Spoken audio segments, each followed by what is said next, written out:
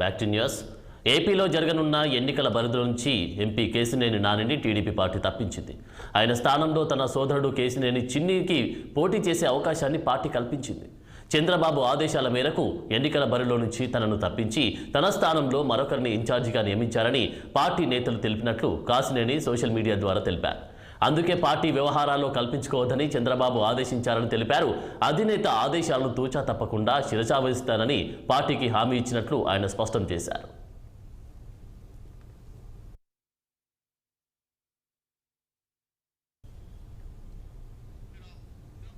ఇక ఇదే అంశానికి సంబంధించి మా ప్రతినిధి కృష్ణ తాజా అప్డేట్స్ అందిస్తారు. Krishna. Good morning Anand. Vijayawada parliament సభ్యులు తెలుగుదేశం పార్టీ ఎంపీ కేశినేని నానికి బిగ్ షాక్ తగిలిందని చెప్పాలా. ఏదైతే నిన్న ఈ రోజు తన అధికారికంగా ట్విట్టర్ ద్వారా కూడా తను మనతో పంచుకున్న విషయాలైతే మనం చూస్తానా ఉన్నాం.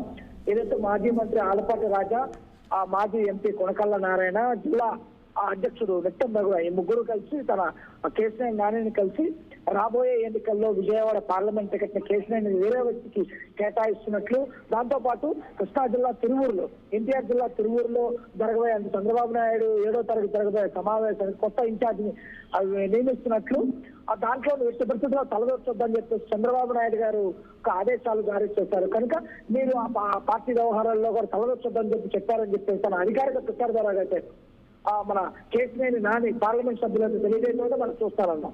ఒక విధంగా చూసుకున్నట్లయితే గత కొంతకాలంగా కేశినేని నాని పార్టీతో అంటున్నట్లు ముట్టినట్లుగా వ్యవహరిస్తున్న విషయం అయితే మనందరికీ తెలుస్తుంది.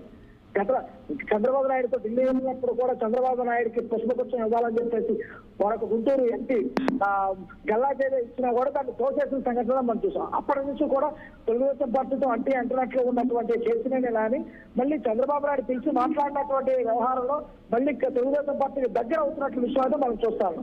కానీ గత కొంతకాలంగా ఉమ్మడి కృష్ణా జిల్లాలో అయితే తెలుగుదేశం పార్టీ యొక్క పరిస్థితి ఆగంత గోచరంగానే ఉంది.